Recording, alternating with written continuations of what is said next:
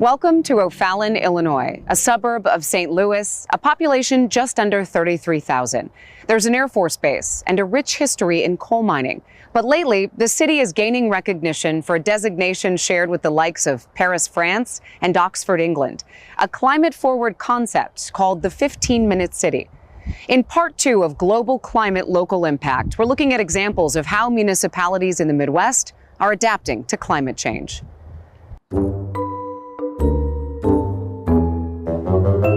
It's small town living, and yet everything that you need is here. How long have you lived in O'Fallon? All my life. I do like that it's close to everything. A lot to do, a lot of trails, a lot of walking, a lot of parks. Everything's within range of what you need. I think the thing about O'Fallon is what it has developed into. It came from basically a railroad and mining and farming community, and it has transformed itself into a medical and retail center for Southern Illinois, and has developed into the fastest growing community in Southern Illinois. My name is Herb Roach. I'm the mayor of the city of O'Fallon, Illinois. I guess we bugged the community for about 6 generations. My great-great-grandfather started the first family business back in the 1860s, and Route 50 was a mud road at that time. What is a 15-minute city? The 15-minute city was brought about by saying, okay, we have some very nice residential areas, but we'd also like to have some of our businesses within walking or bicycling areas to our community so that commuters don't have to get into a car. So really everything you could need is here? That's what we're working towards, yes. Cities should be designed or redesigned so that within the distance of a 15-minute walk or bike ride, people should be able to live the essence of what constitutes the urban experience. To access work, housing, food, health, education, culture, and leisure. As you're growing, you're trying to keep sustainability in mind with this master plan and with your 15-minute city designation. Why is that so important? How do we handle, like if you get a 4.5, 5-inch rain in an hour's time, how does our stormwater handle it? You know, 40 years ago, people didn't think much about stormwater planning. Now we build more into our stormwater, and we continue to develop further so that we can handle things like that. How is the construction of our homes? How do they need to change as we see changes in the climate?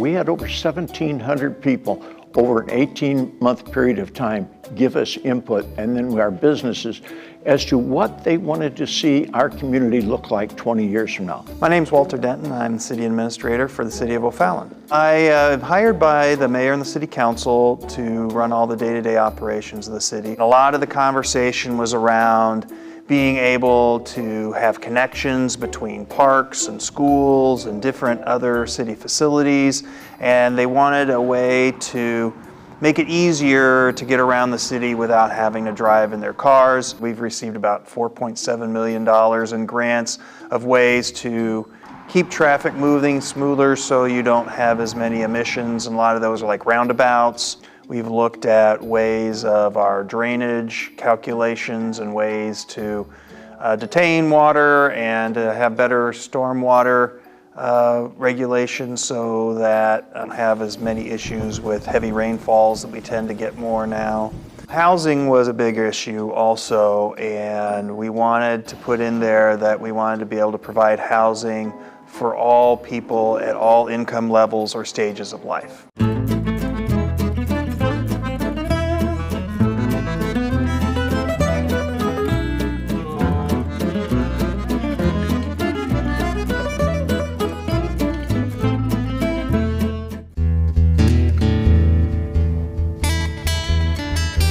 I think there is a byproduct of a 15-minute city where if people don't drive as much, then you won't have as many emissions. So you're proud of the progress thus far, but still some work So to do? far, it's still early, so we're hoping that we'll see some more of that coming in the future, but we're encouraged. Do you think this model could be shared with others? Do you think other towns and cities will pick up on this idea after seeing what you've done? I hope so. It's more about being friendly and welcoming and just people enjoying their community and being able to enjoy the different amenities in the city, and anybody can do that. Do you hope that the idea spreads? I think other cities will definitely pick it up, and we're early into our stages. All in all, I think it's a good program for us, and it's going to help move our community forward.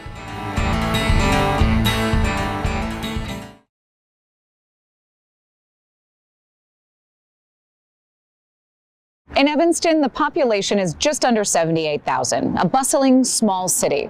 The suburban college town with a diverse population is a leader in climate policies. The concepts are driven by the community, according to the mayor, who calls climate action a top priority. Here's how Evanston is fighting and preparing for the impacts of climate change. Do you consider Evanston a climate-forward city? Evanston's proud to be a climate-forward city. We are ready to take action. My name is Daniel Biss. I'm the mayor of Evanston, Illinois. So Evanston has a long history of deep commitment to environmental activism and environmental governance. I would say the city follows the residents. I think the city is the ambitious climate actor that it is because the residents demand that. Let me give you an example. When the first draft of the budget for next year was unveiled, it's a giant document with over $400 million of potential spending and all kinds of revenue streams, all kinds of stuff in there. The single thing that the largest number of residents came and spoke about was, hey, we got to put more money aside for climate action. I am a concerned citizen about the problem of our deteriorating climate. We need to electrify our entire fleet. We've recently taken the step of banning plastic bags. Looking forward, there's a lot of things that we're excited about. We are moving toward an electrification ordinance to shift new buildings away from using gas at all.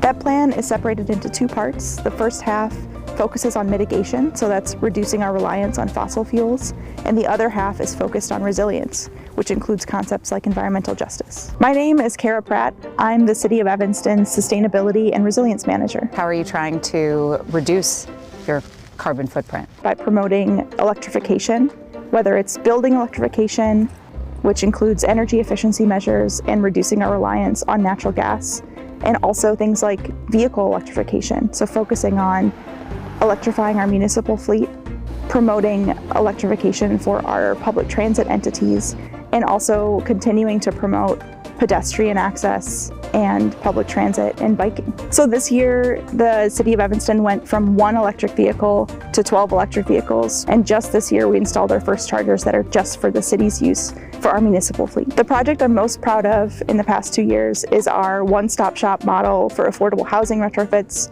known as the Green Homes Pilot. This is a model that intends to reduce the energy burden, which is the disproportionate amount of money that low-income folks pay on utility bills, so that they can have a healthier home that's cheaper to live in and also reduces their household carbon footprint.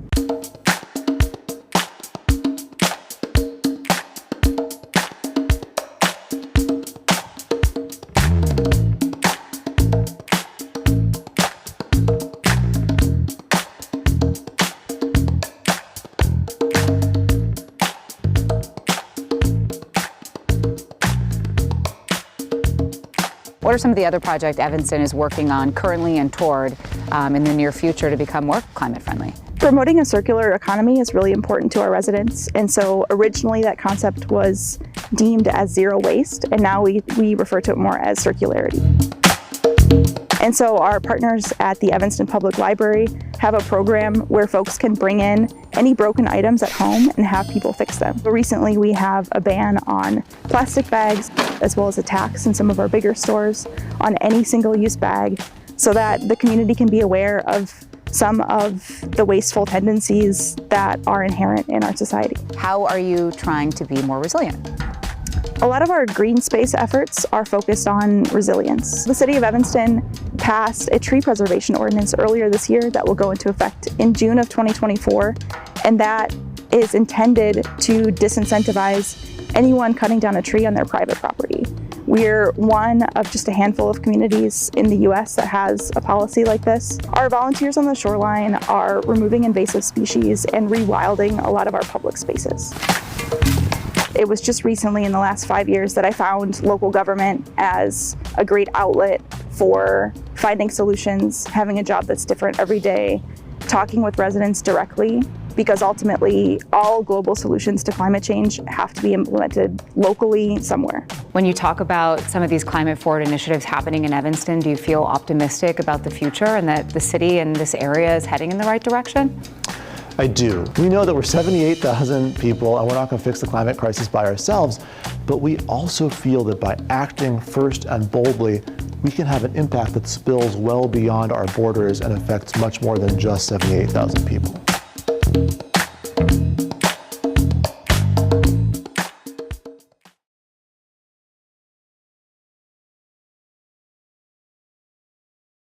Solar is the name of the game here in the fourth largest city in the state. Naperville is working toward cutting electricity consumption and harnessing the power of the sun.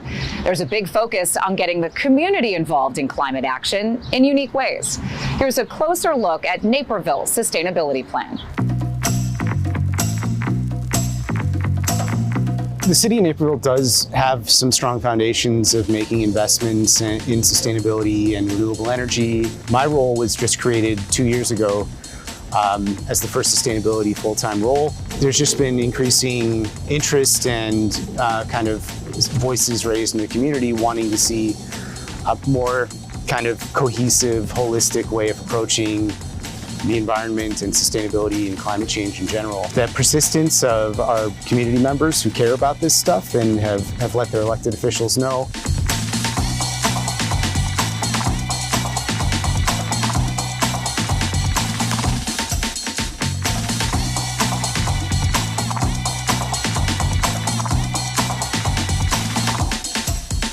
The greatest source of our emissions in our region comes from our buildings and energy use and our transportation sector. And for us, as a city, we've got a sizable municipal fleet.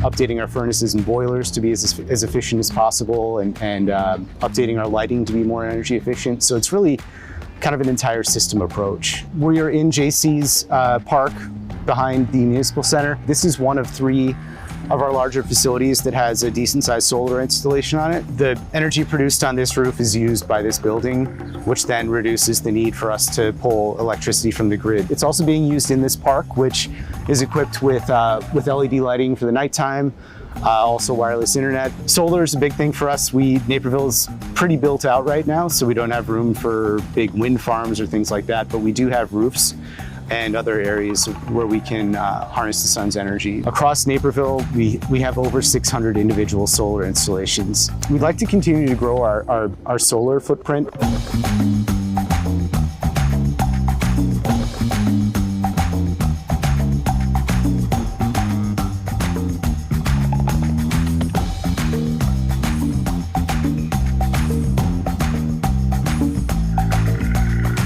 We're almost done replacing all of our streetlights with LEDs. It's been a huge, both energy saver, but also cost saver to the taxpayers. That was installed in the last 3-4 years. This used to be just a sloping, kind of grassy, dirty hill. And the city worked with the Naperville JCs to turn this into the park that it is now, to try and make it a more usable place that welcomed people in, and also to try and be responsible with our management of stormwater and rainwater. If we want to make a big impact, we've got to try and engage with the whole community. So by offering our incentive programs, and it goes beyond solar.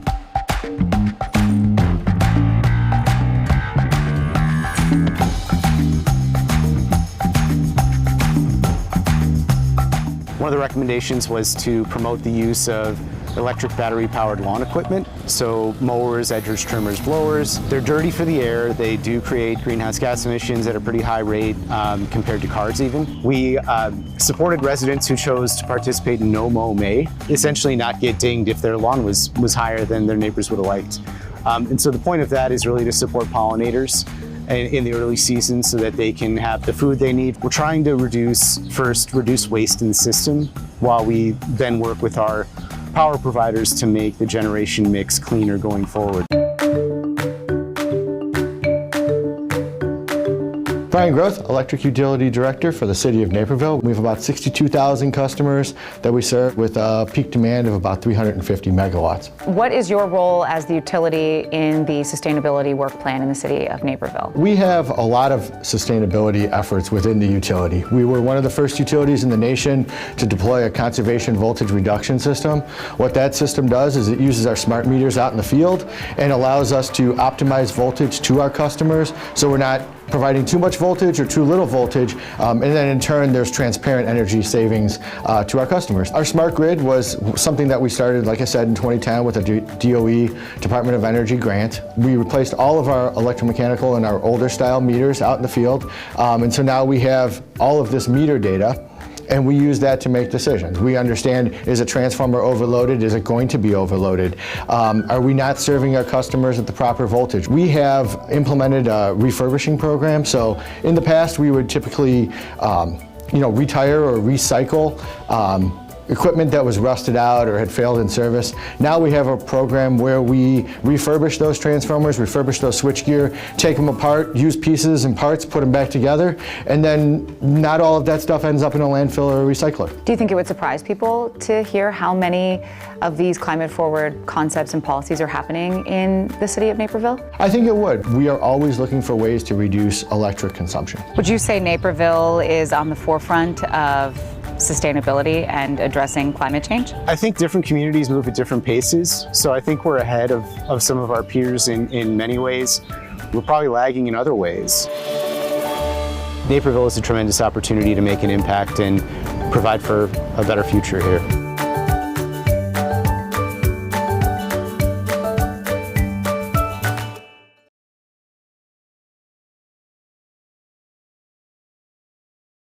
Chicago is in year 2 of its ambitious climate action plan, an update to the city's first proposal published under Mayor Richard Daley.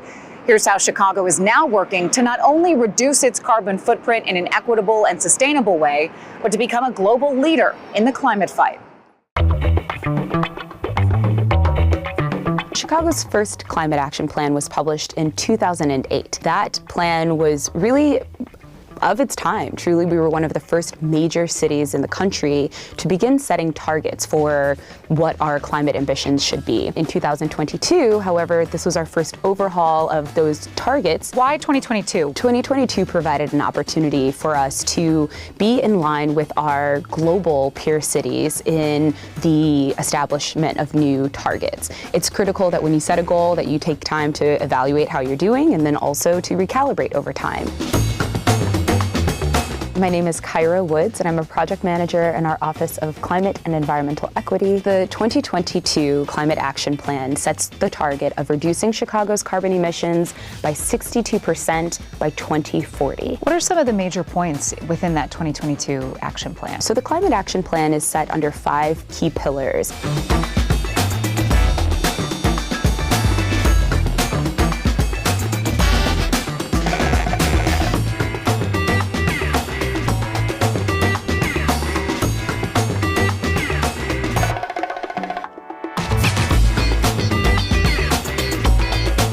The Climate Action Plan really is a tool and a policy setting document to clearly say, here's how we're going to reduce our carbon emissions as a city. But how can we ensure that the benefits of those reductions are experienced by all Chicagoans? We know that there's a geographic concern based on proximity to certain points of pollution, but we also know that there is a conversation about demographics and who is most exposed to certain pollutions. Yes, we want to reduce our emissions, but we're doing that for a purpose.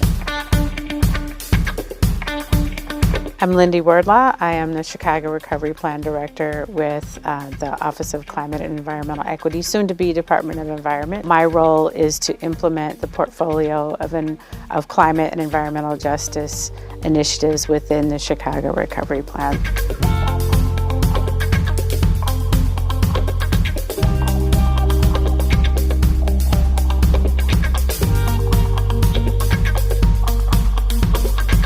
The larger Chicago Recovery Plan is funded by two sources, the American Recovery Plan Act dollars, so federal dollars, as well as bond issued dollars by the city. So the city combined those two for a $1.2 billion investment. What's happening in Chicago? Kind of divided into four categories.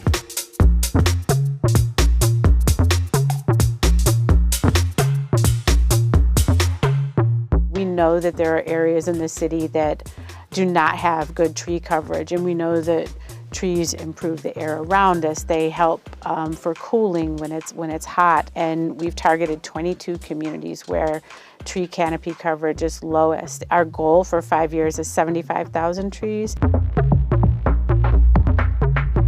Green infrastructure, it's really looking at how can we reduce the impact of increased precipitation. One a successful program that the city has been doing with Department of Transportation has been green alleys. Sometimes alleys are very prone to flooding, and so this is really looking at ways to rebuild the alley, if you will. It might include permeable pavers, it could include the sloping, it could include patches along the sides. Space to Grow is also an existing program where it's building these same types of green infrastructure elements, but within a playground setting. The kids, they get this new playground, oftentimes where they could use a new playground in a schoolyard, and then they're also learning about how it's double functioning and holding, in some cases, hundreds of thousands of gallons of water.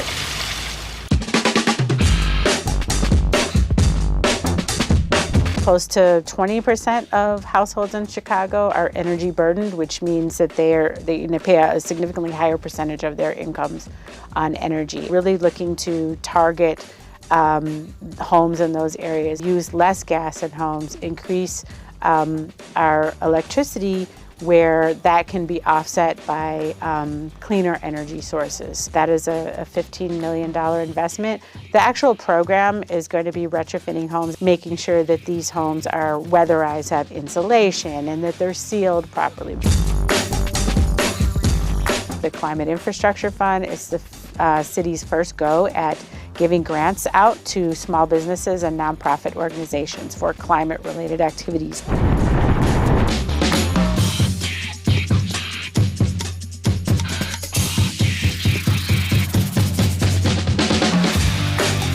We're in the early stages of it, and the initial numbers are coming back as looking very positive. We're going to continue expanding the program. We have over 200 EVs right now, and this year we're really focusing on getting more charging stations installed. How do you feel about the city's progress thus far? What's been done and what's still to come? I think things have changed. I think if you are not talking about climate, you're not planning for the future. I'm encouraged. I know that the global space is also encouraged by having a city like Chicago motivated in the front of moving this work forward.